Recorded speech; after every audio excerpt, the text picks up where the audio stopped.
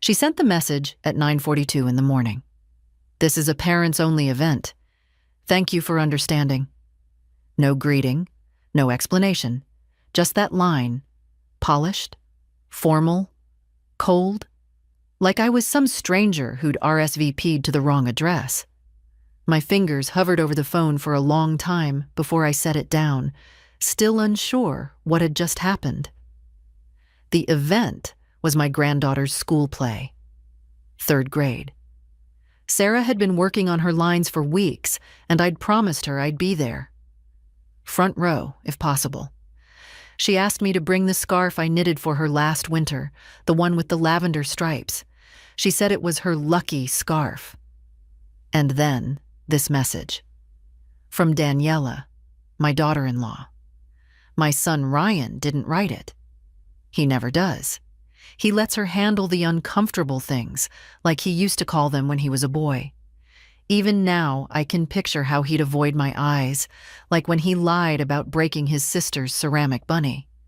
He was 6 then. 39 now. Some habits survive decades. I sat back on the kitchen bench, where the sunlight always falls at this time of morning. The kettle had already clicked off, forgotten. My mug sat empty. I looked out the window, past the bird feeder, at the street lined with familiar trees. Everything outside was exactly the same. But inside, something shifted. You raise a man. You hold his hand through fevers, through heartbreaks, through exams and college applications. You sell off your husband's old truck to help with his first down payment. You watch his child being born, and you promise yourself, "I'll never let her feel unloved." And then, one morning, you're told, "This is not your place." I didn't answer Daniela's message. I didn't trust my fingers not to shake. Instead, I reached for my notebook, the one I kept in the drawer under the recipe books. Not the calendar kind, a real notebook, handwritten. I used it to track birthdays, medicines, grocery lists, and little things, like the check I wrote last year to help Ryan and Daniela remodel their kitchen, or the monthly payments I'd been sending toward Sarah's private school fees, or the flight tickets I booked for their vacation last spring because things were tight. They weren't tight enough to keep me from being cut out of my granddaughter's school play, though. I flipped through the pages. Ink smudges. My own cursive, tighter each year. 47 entries under Ryan and Daniela, not counting groceries and gifts. I once told myself that helping them brought me joy, that I was investing in family, that money was just a tool. But somewhere along the way, I stopped being a mother and became a sponsor. And now, not even that.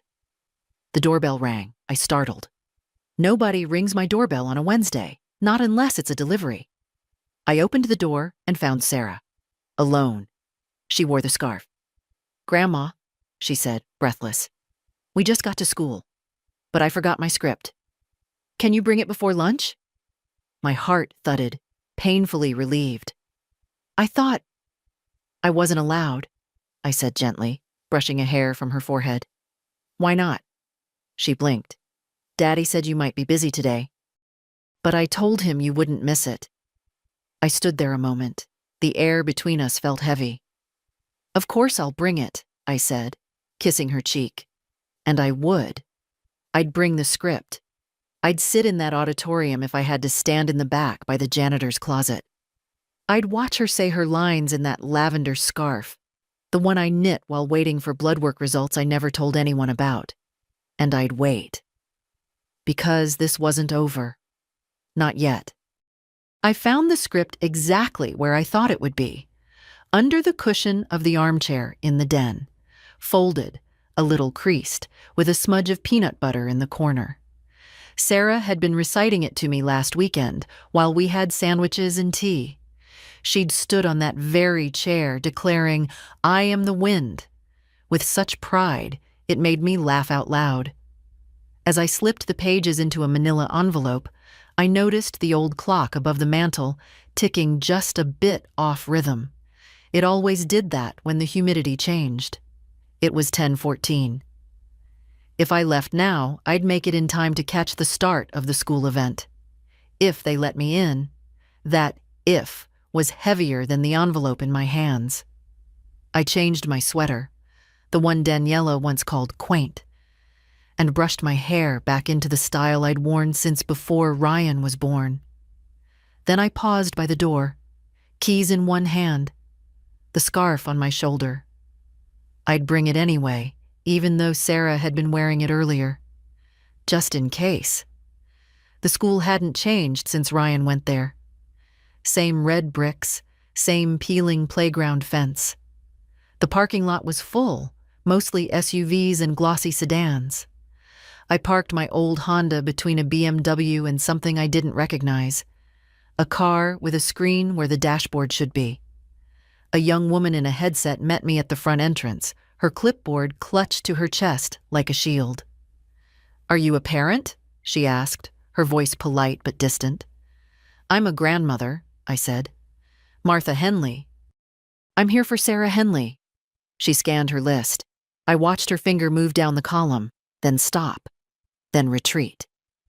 "I'm sorry, Mrs. Henley," she said, not meeting my eyes. "We were instructed to admit parents only."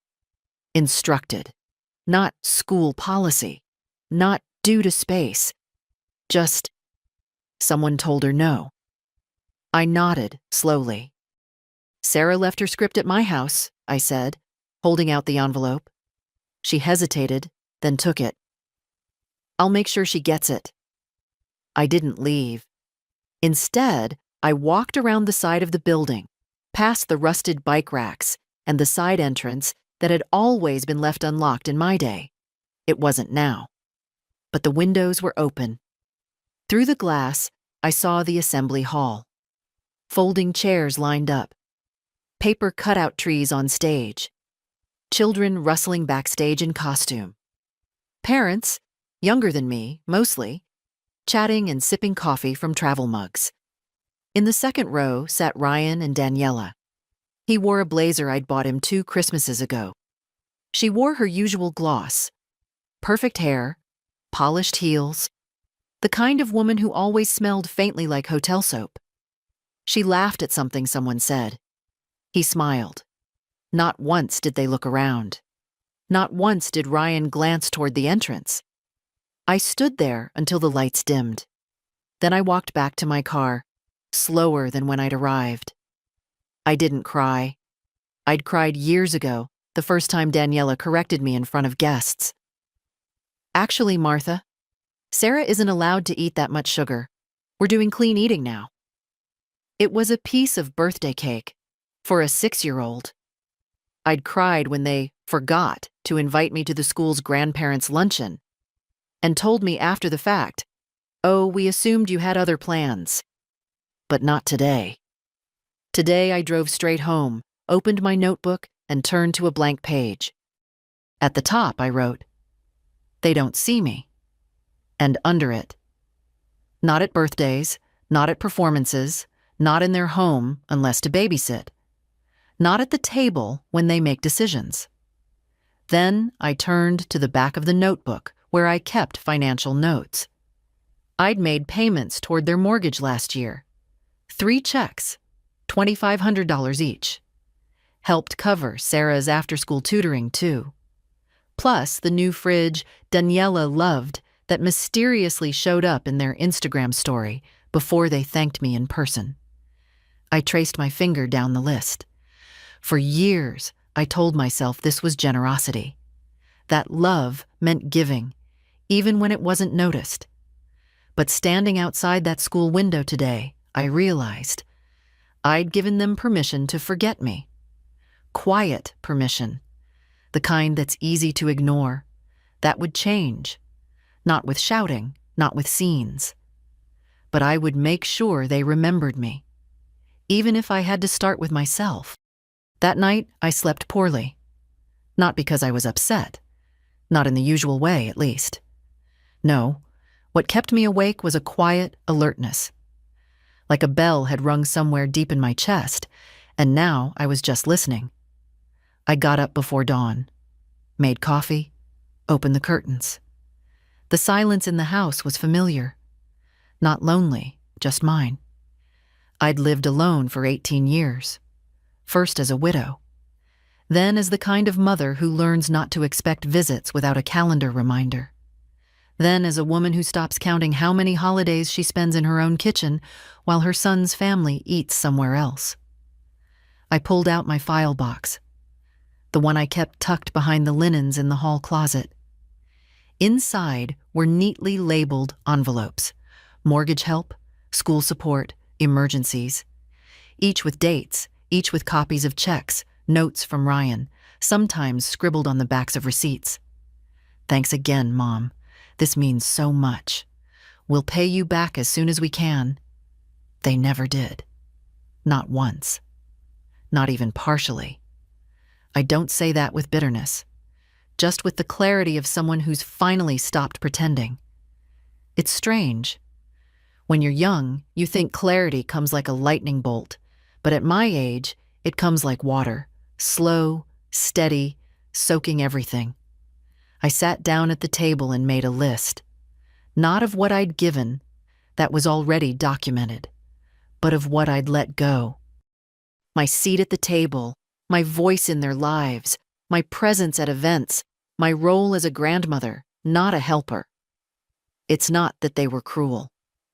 Daniela never raised her voice to me. Ryan never said a word that was directly hurtful. But the hurt wasn't in words. It was in silences, in omissions, in things not said, not offered, not remembered. Last Thanksgiving, I brought my cranberry tart, the one Ryan used to request every year. Daniela had made a different dessert already. She thanked me and then quietly left it in the garage fridge. I found it there the next day, untouched. "Too many sweets," she said, when I asked. Sarah was the only one who asked for it. That morning, after my coffee, I called the bank. "Good morning, Mrs. Henley," the voice said on the line. "How can we assist you today?" "I'd like to review all automatic payments and transfers from my accounts," I said, firm and polite. A pause. "Certainly. Would you like us to email a summary?" "No," I said. "I'd like to come in." At the branch, they offered me tea. I declined. I wanted my hands free for the documents. The young advisor, Marcus, tapped at his keyboard and pulled up a spreadsheet. "You have several recurring transfers," he said, scrolling. "Monthly to Ryan Henley, quarterly to Sarah's school, occasional vendor payments labeled gift, possibly reimbursements?" "No," I said. "Just gifts." He hesitated. "Would you like to make any changes?" "Yes," I said. "I'd like to suspend all recurring transfers effective immediately." He blinked. "All of them?" "All of them," I repeated. "And I'd like to revoke the financial authorization Ryan Henley has on my secondary account." More blinking. "Of course, Mrs. Henley. I'll need your signature on these forms." I signed. It was the first time in years I felt like I was writing my own name for myself. "Anything else?" Marcus asked. I considered. "Yes," I said.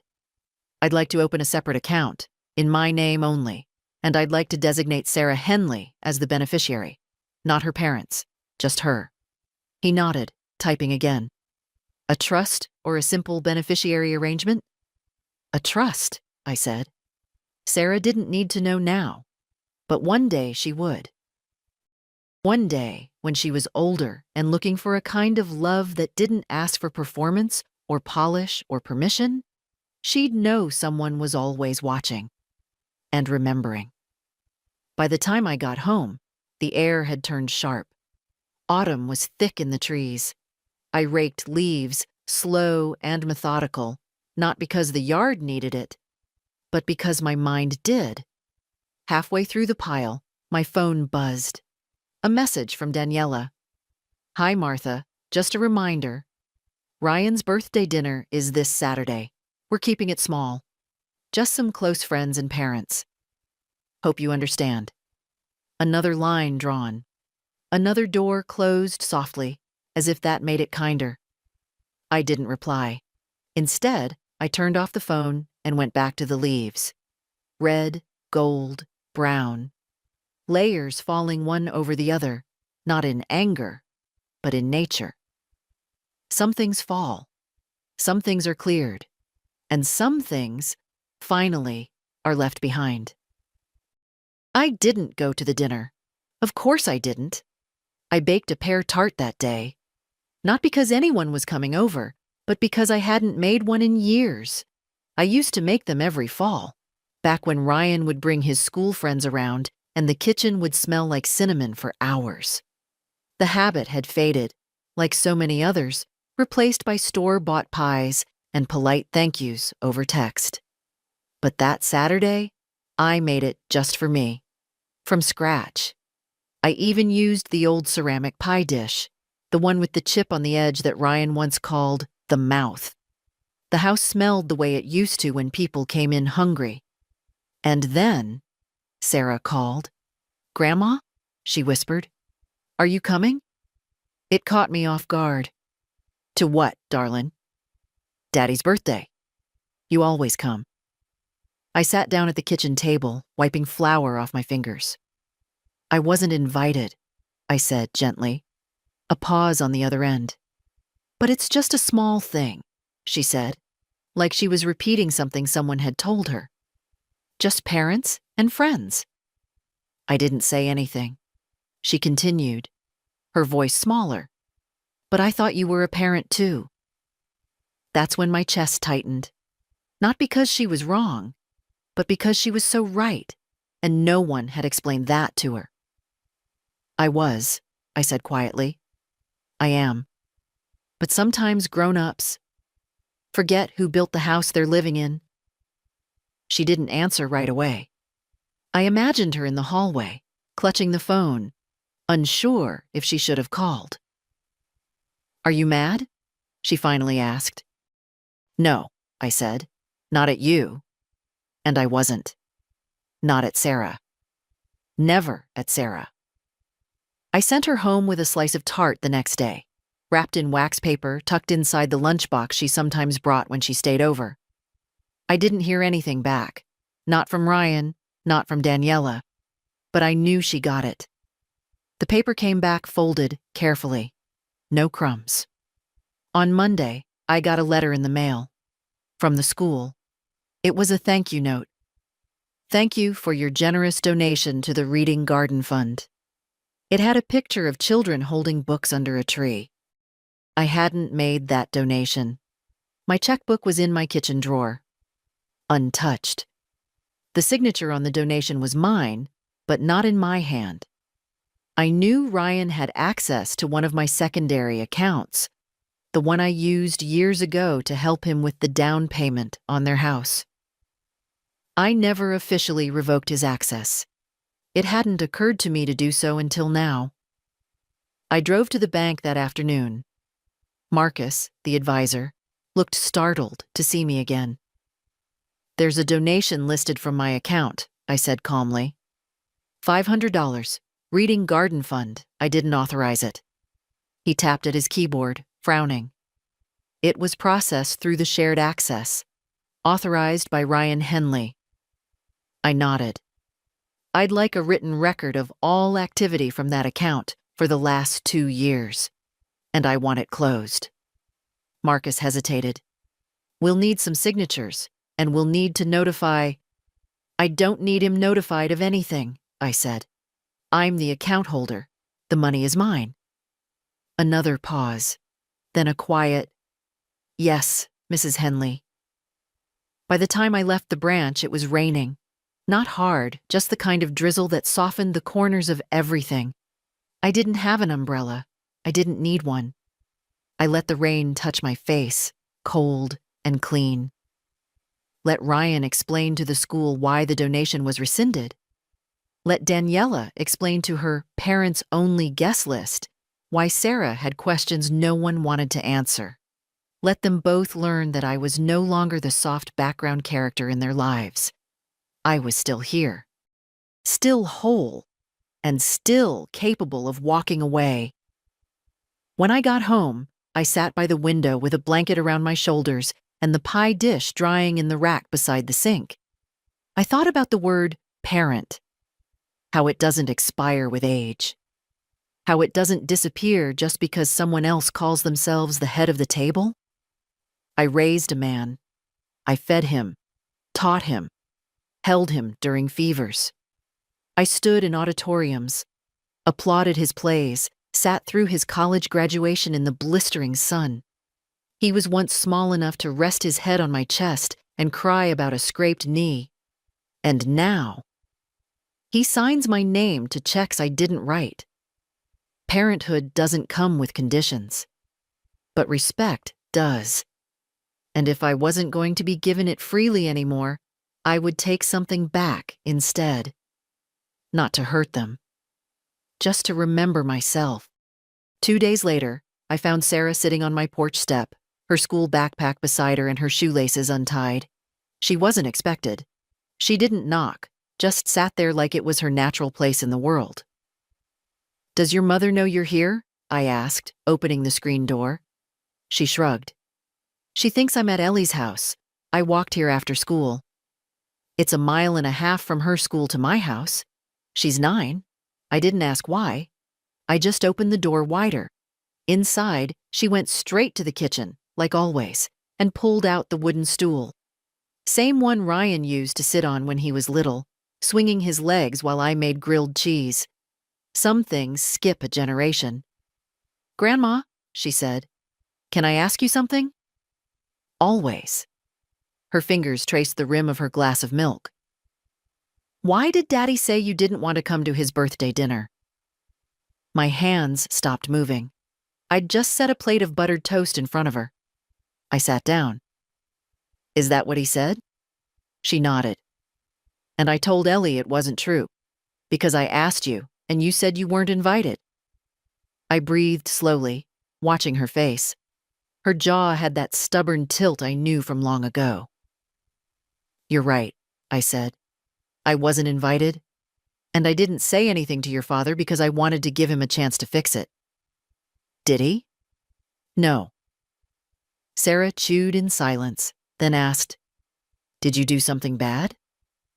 That question hurt more than anything else had. "No, sweetheart," I said gently. Sometimes grown-ups make choices that have nothing to do with what's right or fair. They just convince themselves it's easier. Easier to forget someone? Easier to pretend someone doesn't matter, I said. If it makes things smoother in their world. She didn't speak again for a while. Just ate, slow and deliberate, the way kids do when their minds are somewhere else. When she was finished, she reached into her backpack and pulled out a sheet of paper. It was a drawing, crayons, bold and clumsy. Me and her sitting under the apple tree in my yard, cups of tea between us. A banner hung above. "Grandma's house, my favorite place." "I made this," she said, "but Mom said we had to give something else to the teacher. Something more appropriate." I took the paper from her and smoothed it out. "It's perfect," I said. "Absolutely perfect." Sarah stayed for an hour, long enough to color, read half a book, and ask if she could borrow my scarf, just for a few days. I let her. After she left, I stood in the hallway holding that drawing. So much of my life had been spent waiting to be seen. By my son, by his wife, by the people they surrounded themselves with. But this child, she saw me in a way her father hadn't for years.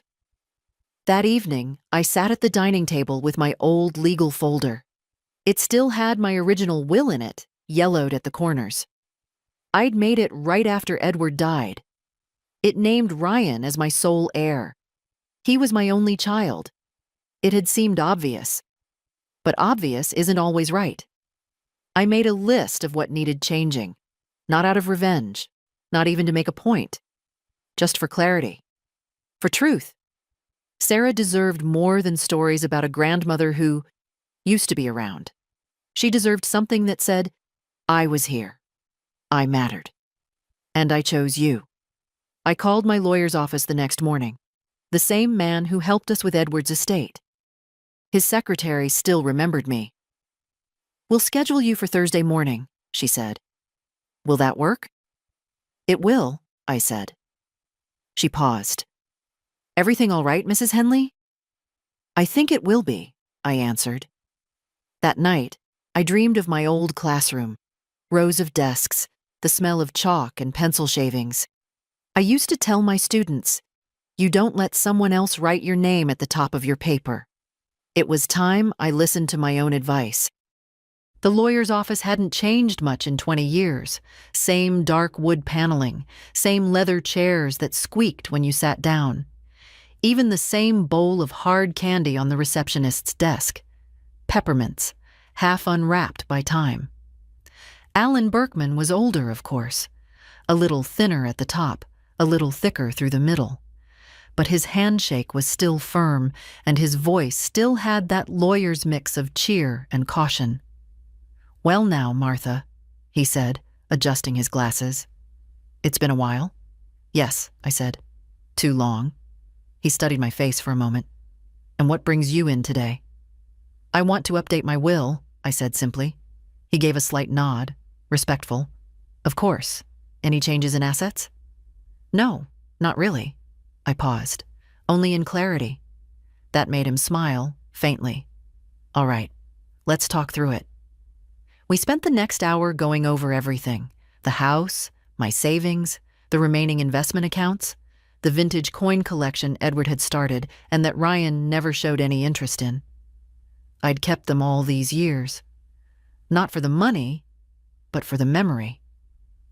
"Do you still want Ryan listed as primary heir?" Alan asked, fingers poised on the keyboard. "No," I said. "I want my granddaughter, Sarah Henley, as the primary. I want everything to go to her through a trust that she can access when she turns 25. And until then, I'd like to designate a trustee." Alan raised an eyebrow. "Would that be Ryan?" "No," I said. "That would be me. And if I'm gone before she comes of age, I want the trustee to be Mr. Leonard Ashe, my neighbor." "Leonard?" Alan repeated, surprised. "He's known Sarah since she was born. He's honest. He's never once asked me for a thing." Alan nodded slowly. "Understood." He typed in silence for a while, only asking a few more questions. I answered them all. When he printed the draft and handed it to me, it felt like a physical shift, like the gravity in the room had changed. I'd always thought of legacy as something lofty, but now I saw it as something far simpler. It wasn't about money or property. It was about what kind of trace you leave in someone's heart. Before I left, Alan looked at me and said gently, "You're sure about this?" I've never been more sure of anything in my life.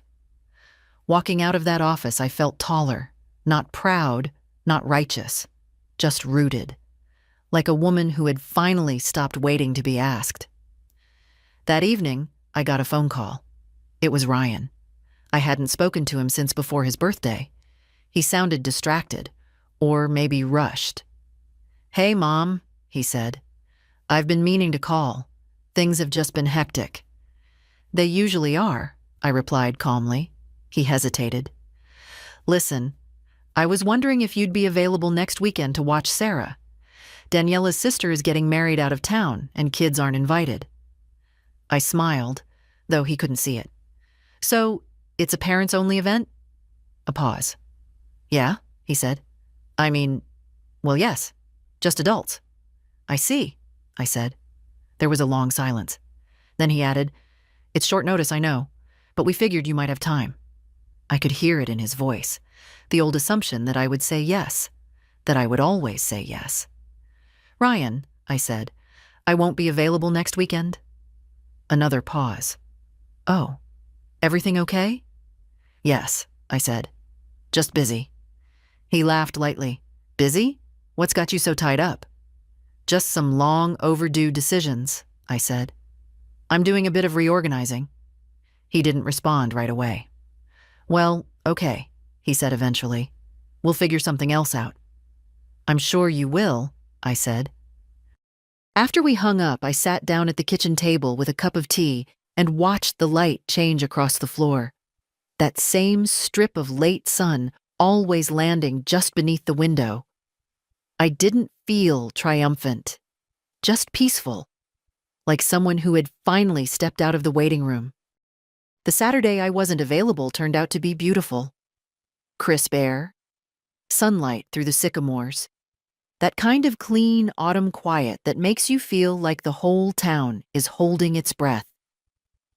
I woke early, not for anyone else, just because I wanted to.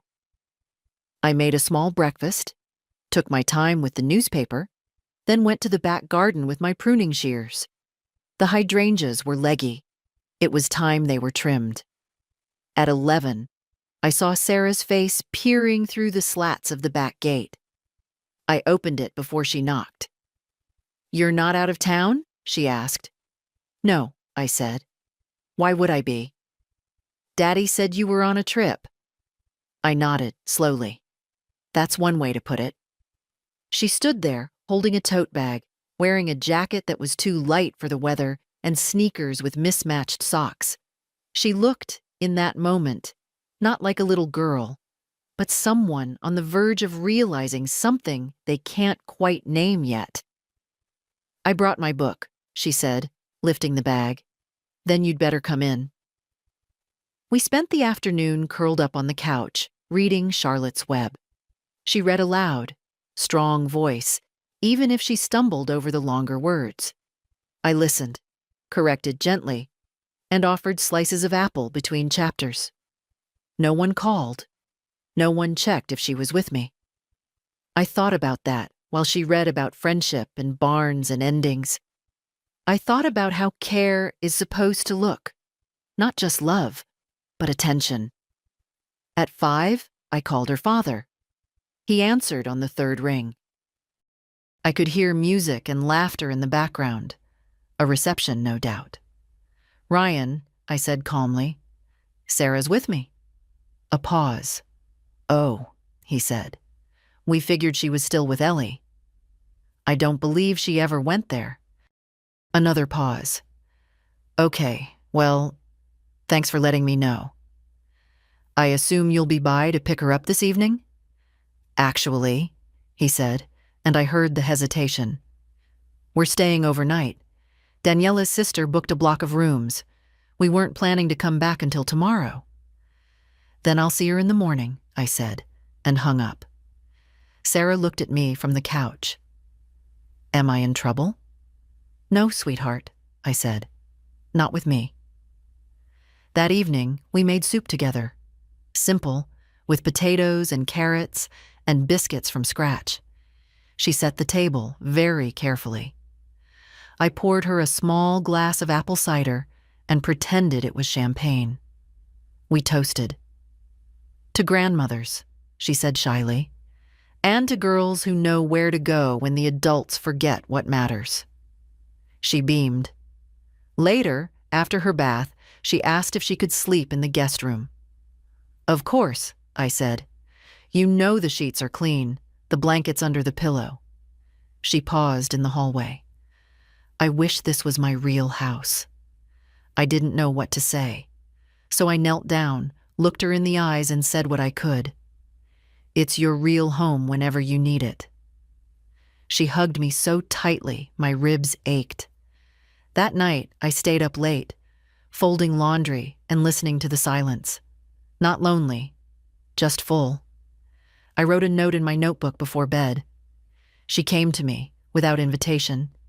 That means more than anything I've given. In the morning, Ryan knocked at the door. It was almost 9. He looked tired, rumpled shirt, hair still damp from a rushed shower. Sarah was finishing her cereal. He didn't come in, just stood at the door, half sheepish. "Thanks," he said, "for keeping her." "She came on her own," I replied. "Right," he said, rubbing the back of his neck. "She said she missed you. She always can." Another silence. "I owe you one," he said. No, I said. You owe her. Then I closed the door. Not hard, not in anger, but with finality. I wasn't locking anyone out. I was just starting to keep the inside for myself. Monday morning started like any other. Quiet house, one tea bag left in the jar, a radio voice humming about local weather. I watered the fern by the window and thought about how much of life in the end is just tending. Plants, memories, boundaries. At 10, I had my meeting at the bank. Marcus greeted me with his usual professional smile, but this time, there was something else behind it. A kind of alertness, not nerves, exactly.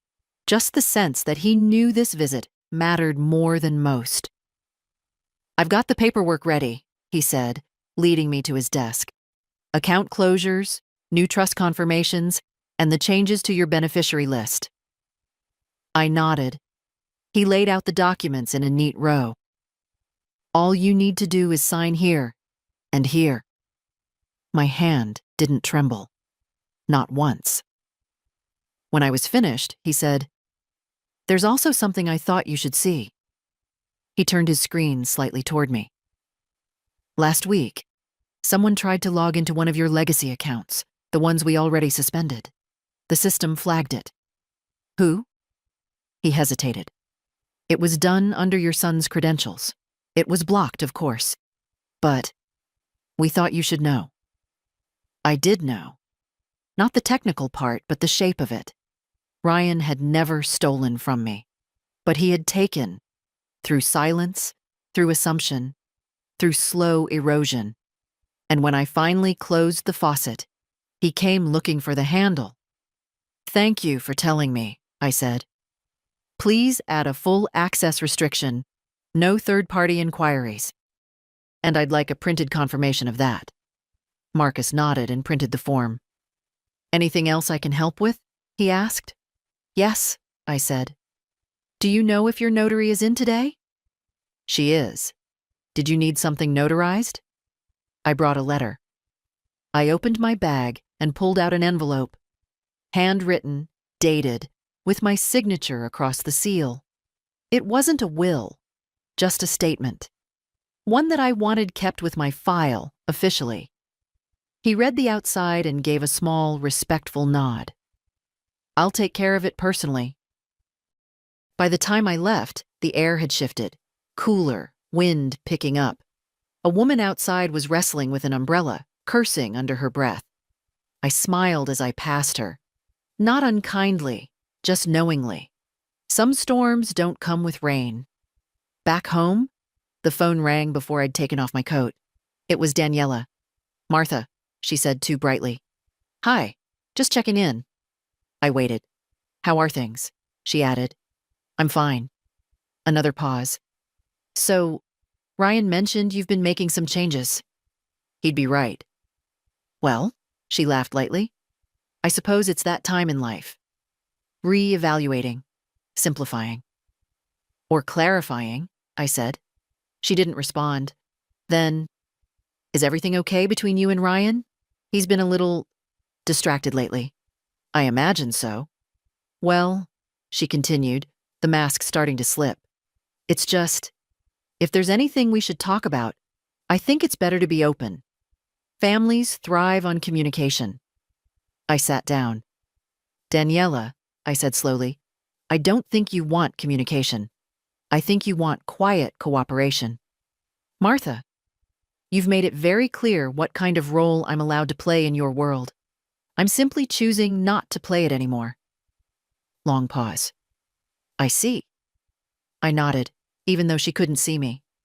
"I'm glad." Click. She hung up. I sat there a moment longer. The living room looked the same, doily on the armrest, clock ticking unevenly, sunlight just reaching the floor. But I felt like I was sitting in a new country, one where I finally spoke the native language. Later that evening, I pulled out my sewing kit. Sarah had asked me months ago to help her start a quilt, just a little one for her dolls. We never got to it. Life, as they say, got in the way. But not anymore. I pressed the cloth smooth, threaded the needle, and started with a corner. It didn't have to be perfect. It just had to be something I made, with my own hands, for someone who would never mistake its meaning. I didn't expect to hear from Sarah so soon, but the very next day after that phone call with Daniela, my landline rang. Not the cell phone, the landline. Only 3 people ever called that number anymore: the pharmacy, my neighbor Leonard, and Sarah. "Hi, Grandma," she said softly. "Can I come over after school?" "Of course. I have something I want to show you." She arrived just before 4, hair loose, one shoelace dragging, carrying a shoebox tucked under her arm like a secret. No mention of her parents, no explanation. We sat at the kitchen table. She opened the box carefully, revealing papers, folded notes, and little scraps of construction paper.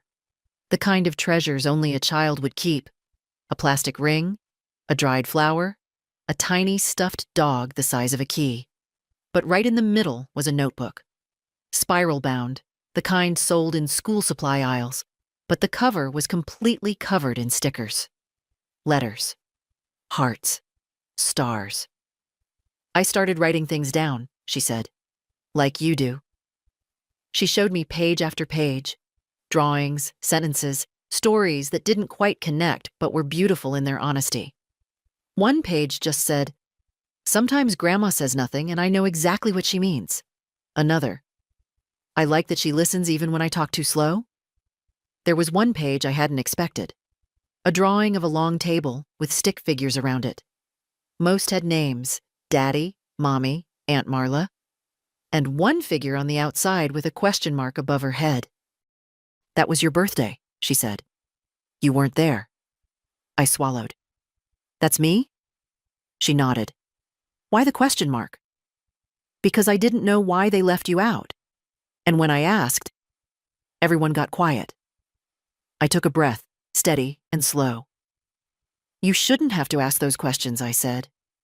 She looked at me. "But I do." We sat in silence for a few moments.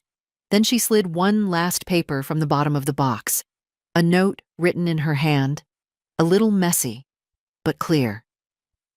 "When I'm big, I want to live with Grandma, because it feels like I can breathe there." That was the moment something in me shifted. Again. Not in pain this time. In purpose. "Sarah," I said, "do your parents know you're here?" I said I was going to the library. "And are you supposed to check in?" She looked down. "They don't really ask anymore. I just tell them where I'll be." That stayed with me. After she left, walking back with my extra flashlight because the sun was going down earlier now, I sat in my chair and held that notebook. I remembered something Ryan once told me when he was 10. He'd gotten in a fight at school, nothing serious, just words. And when I asked why he didn't tell the truth, he said, "Because it's easier to keep pretending you're the good guy if nobody hears the bad parts." Maybe that's all this had become. A grown man pretending he was still the good guy, so long as no one else heard the silence he'd left behind. But Sarah was listening. Sarah heard. That night, I wrote a letter. Not to Ryan, not to Daniela, but to Sarah. A real letter on heavy paper with my neatest handwriting. "Dear Sarah, you are never invisible to me. You are never too slow, too loud, too much. You are exactly the kind of person I dreamed you'd become, curious, kind, and strong in all the ways that matter. When you feel small in the world, I hope you remember, you were my reason to speak up. Love, Grandma." I folded it, slipped it into an envelope, and tucked it between the pages of a book I'd been saving for her. Anne of Green Gables, with my annotations in the margins. She wouldn't find it today, but one day she would. And when she did, I wanted her to know that everything I'd done wasn't about turning away. It was about turning toward her, the only one who had never needed me to prove my worth. It didn't take long. 2 days after Sarah's visit, Ryan showed up at my front door. No warning, no text, just a knock, loud, hurried, like he had something to say and had rehearsed all the wrong words. I opened the door without a smile. "Can I come in?" he asked. "That depends," I said. "Is this a visit or a performance?" He blinked. "What? I mean, are you here to see me? Or to tell me how I'm misunderstanding everything?" He didn't answer. I stepped aside anyway. Old habits die hard. He sat in the same chair his father used to sit in when he was about to admit to something. Not guilt exactly, just inconvenience. "Look," he started, "I've been hearing things." I nodded. "You usually do. Just not from me." He glanced around. "Sarah's been talking to you a lot?" "She has?" He rubbed his hands together. "She said you told her things about us, about money, about the birthday." "No," I said. I answered her questions. "It's different." Ryan leaned forward. "Mom, you're putting things in her head." I met his eyes. "Ryan, those things are already in her head because she sees, she hears, and because you've made decisions that don't leave room for explanations." He leaned back. "Daniela's furious." "I'm sure she is. She thinks you're trying to turn Sarah against us." "I'm not trying to turn anyone," I said. "I'm just not standing in the corner anymore pretending the room isn't full." His voice rose, defensive. "We've done our best, okay? Raising a family, working full-time, trying to hold things together. We can't be perfect." "I never asked for perfect," I said calmly. "I asked for a seat. At the table. At the ceremony. At the life I helped build." His jaw tightened. "This is about money, isn't it?" That stopped me for a second. The absurdity of it. "You think this is about money?" I asked. "Ryan, I changed your diapers. I buried your father and paid for your first car. I covered tuition when you failed to get your last semester's scholarship. I sold my mother's silver to cover your mortgage's balloon payment that you forgot to mention." He looked away. "I gave because I loved, not because I expected return. But love," I added, "shouldn't require silence to be accepted." He sat there, quiet for once. I let the silence stretch. Then I said it. "I've changed my will." His eyes snapped back to mine. "What?" "I've moved everything into a trust for Sarah. You are no longer my primary heir." He stared at me like I'd slapped him. "You're punishing me." "No," I said. "I'm protecting what matters. You have a house, a job, a family. What you choose to do with them is your decision. But I won't continue feeding a system that pretends I don't exist until it needs a check." His mouth opened, closed again. I stood. "I'd like you to leave now." "Mom?" "I'm tired, Ryan. And I've spent too many years trading pieces of myself for the hope that you'd look at me the way you used to. That boy, the one who ran home with scraped knees and hugged me without shame, he's gone. And that's okay. But I don't owe this new version of you anything." He rose slowly. "You're making a mistake," he said. "I already made it," I replied. "For the last 15 years.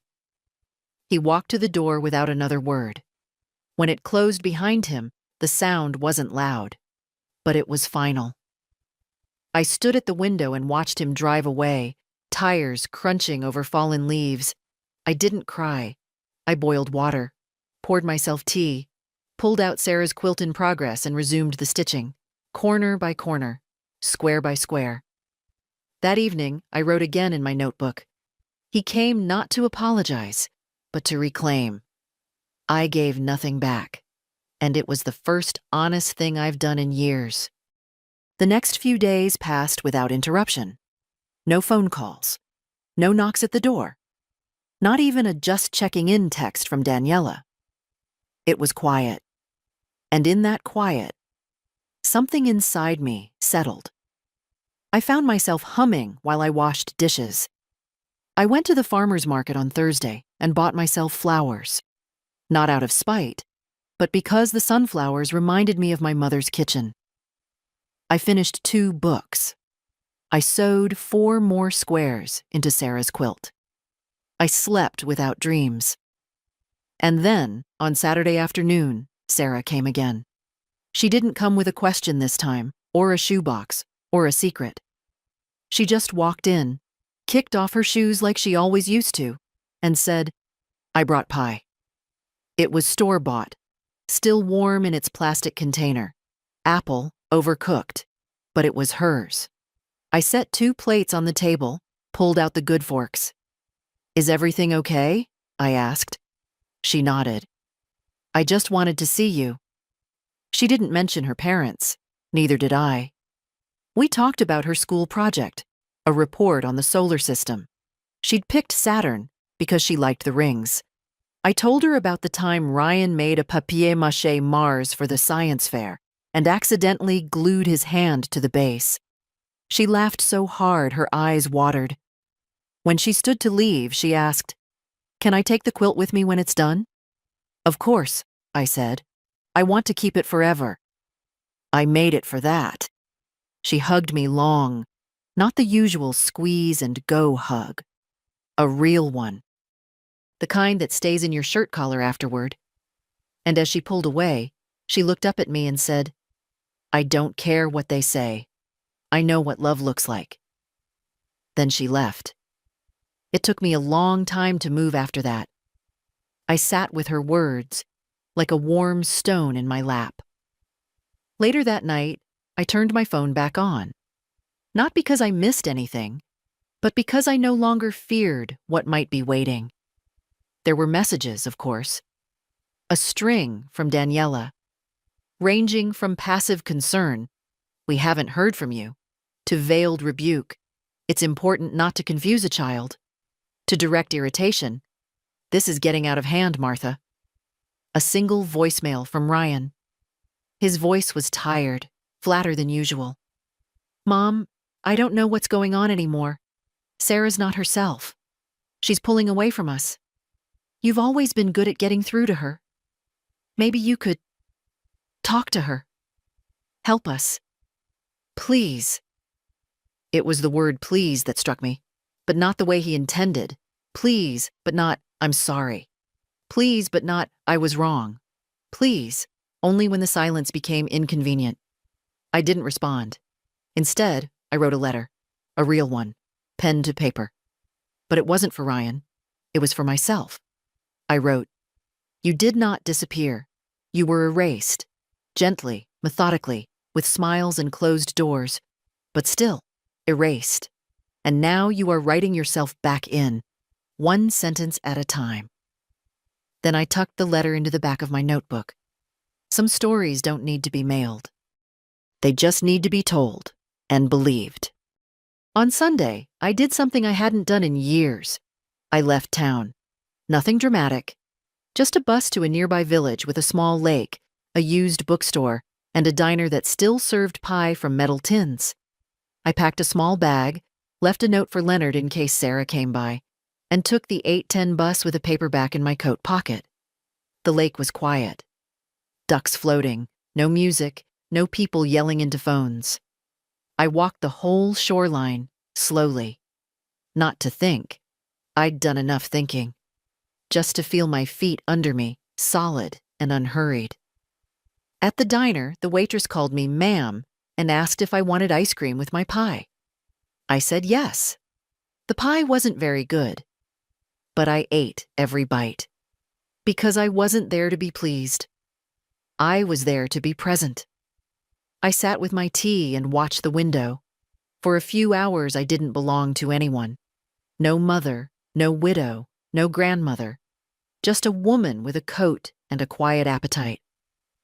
Back at the bookstore, I found a hardback edition of Rebecca, with the old jacket still intact. Inside the cover was a name. Eileen Barrington, 1956. I traced the letters with my thumb. Someone else had read this once. Someone who probably thought no one would remember. I bought it.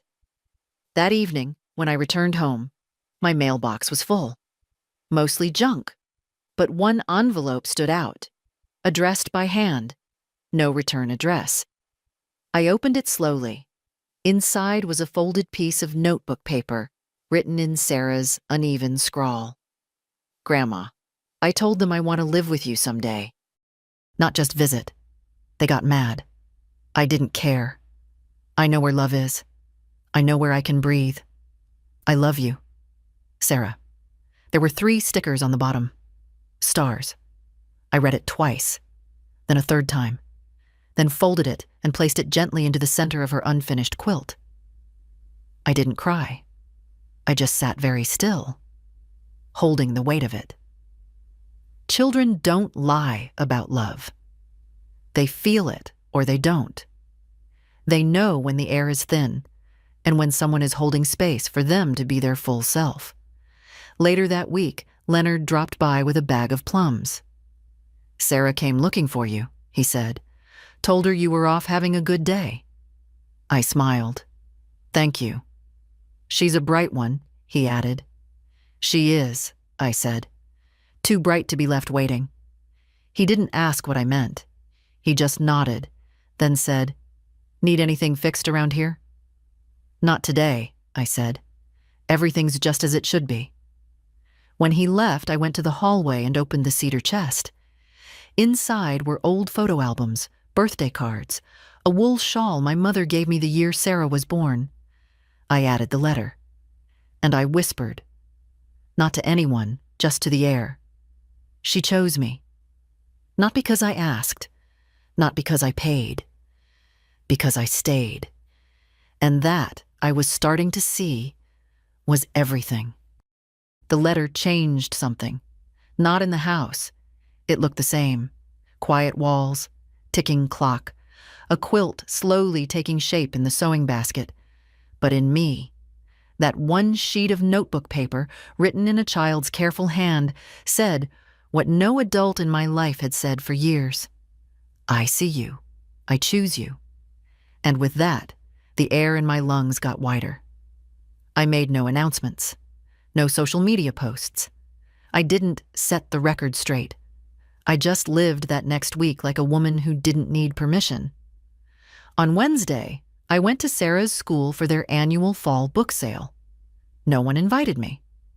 But I went. It was open to the public. That's what the sign said.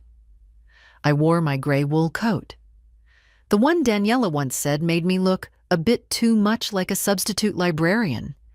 That day, I chose it on purpose. Sarah's eyes lit up the moment she saw me. You came.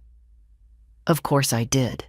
We walked the rows of tables, flipping through paperbacks and picture books.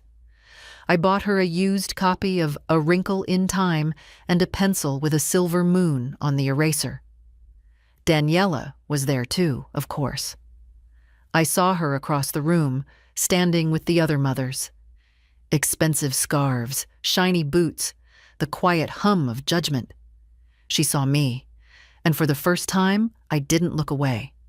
She didn't come over, but Sarah did, several times, smiling, tugging my sleeve, reading aloud a sentence she loved.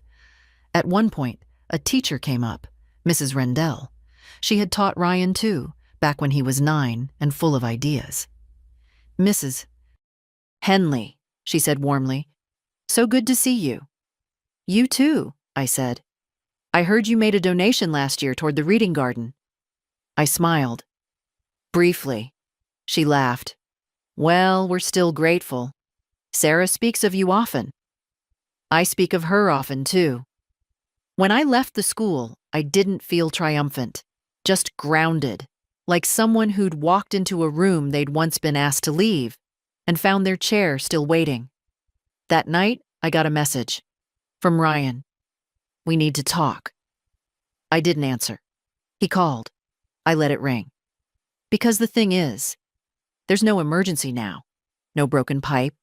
No hospital visit. No urgent need for help. What's happening now is discomfort. The kind that comes when someone finally sees the shape of the space you used to quietly fill. I went to bed early, with Sarah's letter still folded in the pocket of my robe. The next day, I got a small envelope in the mail. Inside was a single photo, an old one, Sarah, at maybe 5 years old, sitting on my lap, frosting on her nose, both of us laughing at something just outside the frame. On the back, in Ryan's handwriting, "I'm sorry. For all of it. No return address. No note. Just that." I sat at the table for a long time, holding that image. It wasn't enough. Not yet. But it was something. Something Sarah would one day need. So I slipped the photo into the same envelope as her letter and added a small note of my own. "This is what love looks like." And I tucked it between the folds of her quilt. The next time I saw Ryan, he didn't knock. He stood in the yard, hands in his jacket pockets just outside the garden gate. I saw him through the kitchen window, where I was rinsing teacups.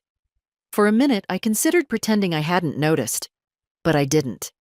I opened the back door, stepped onto the porch. He didn't speak at first, just looked down at the grass like it held the answer. "Hi, Mom." "Ryan?" He exhaled through his nose. "You look well." "I am." Another pause. "I've been thinking," he said. "A lot, actually." I waited. I didn't realize how much space you were holding, not until it was gone. Still, I waited. "I'm not good at this," he said. "I know." He looked up at me then. Really looked. I was selfish. Not in a loud way, not like on purpose. But I think I started thinking of you as someone who was just always going to be there. Like the lights in a hallway. You don't notice them until it's dark.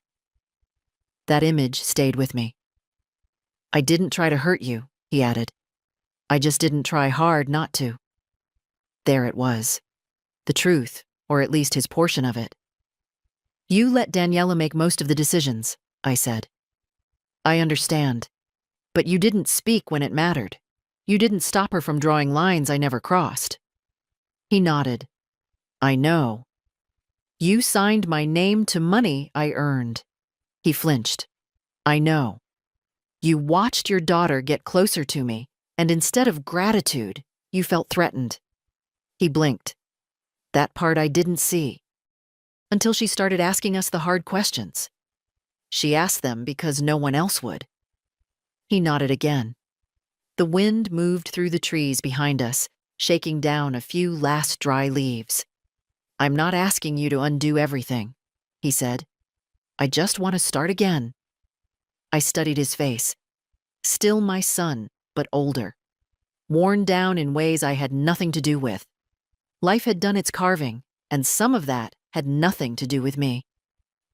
"You can't start again, Ryan," I said softly. "But you can start forward." He swallowed hard. "What does that mean?" "It means I'm not going back to being the woman who waited to be invited. I'm not going back to silent sacrifices." He nodded slowly, like he understood but didn't know what came next. "I'd like to be in Sarah's life," he said. "Properly. With you. Not around you." "That's not my choice," I said. "That's hers. But if she brings you, I won't close the door." He looked relieved, but careful. "She wants to bring you to the school concert next month," he said. "She wants you to sit in the front row." "I will." He shifted on his feet. "And Daniela, she's still adjusting." "I imagine she is." "She may never. She may not," I said. "And that's all right. I don't need everyone's welcome mat, just space enough to breathe." Another long pause. Then he asked, almost sheepishly, "Is there any pie left?" I laughed, not because it was funny, but because it was the most familiar thing he'd said in months. "In the fridge." We sat on the porch steps and ate it cold, straight from the dish, with 2 forks. Just like we used to when he was too old for bedtime, but not quite done being a boy. He didn't ask about the will. I didn't bring it up. That wasn't what this was for. Later, when he left, I didn't walk him out. I just waved from the porch. He looked back once, gave a small nod, and got in his car. I stayed outside long after the taillights disappeared. Inside, the quilt waited. One more square, and it would be ready. Not finished. No quilt is ever truly finished. but ready to be held, carried, kept. I thought about the photo, the letter, the stories that Sarah would someday unfold like fabric. Not the loud ones, the quiet ones, the kind you don't hear until you're listening close. I picked up my needle and kept sewing. Not because I needed to be remembered, but because I finally knew who I was, even when no one else was looking. The night before the school concert, Sarah called me. She was nervous, not about performing, but about whether I'd be there. "I know you said you're coming," she said, "but I just wanted to make sure." "I'll be there," I said. "Front row." She exhaled, like she'd been holding that breath all week. That same night, I finished the quilt. I laid it out across the bed in the guest room, Sarah's room now, even if only in spirit. All the squares stitched tight, all the seams pressed flat. It wasn't perfect. One corner buckled slightly, and the pattern was off by half an inch where I miscounted. But it was whole, honest, like the life I'd slowly reclaimed.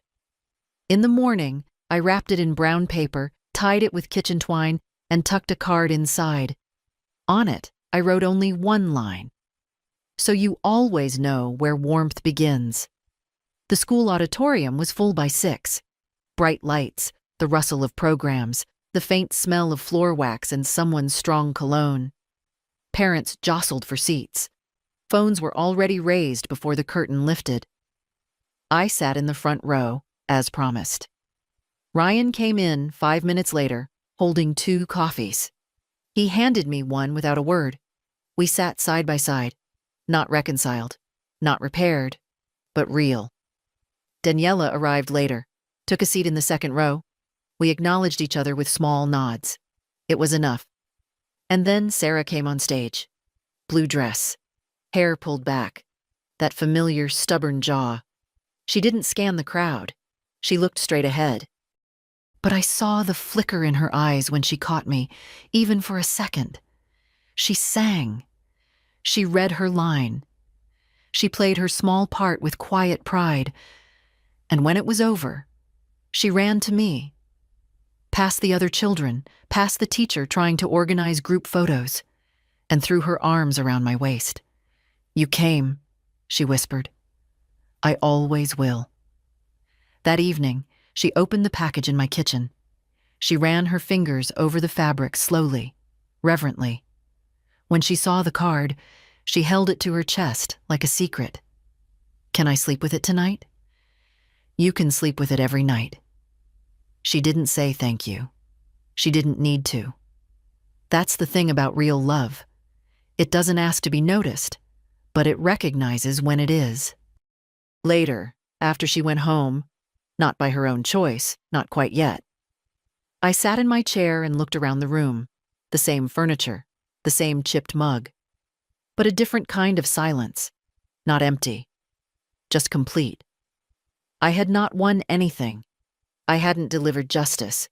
There was no speech, no reckoning, no moment where they begged for my forgiveness, but I had drawn a line, quietly, clearly, and I had held it. I had said, "This is who I am. This is what I deserve. This is how I will be treated, or not at all." And someone had heard me. A small someone, but a true one. I don't know what Ryan will do next. Maybe nothing. Maybe he'll drift again, pulled by convenience and comfort. Maybe Daniela will dig in, preserve her version of events, teach Sarah to see me through her own lens. But maybe not, because stories told in silence can be louder than any lecture. And the quilt? It'll stay with Sarah. One day she'll unfold it in a dorm room, or a first apartment, or after a heartbreak, and she'll run her hand across the seam and remember. Someone stitched this for me. Someone stayed. And for you, reading this now, if any part of it felt familiar, if you've ever sat quietly in a room you used to belong in, if your name has ever disappeared from a list where it once lived, know this: you are not gone. You are not forgotten. You are not too late. Start small. Say no. Say yes. Take back the keys you gave away without meaning to. You don't need to fight.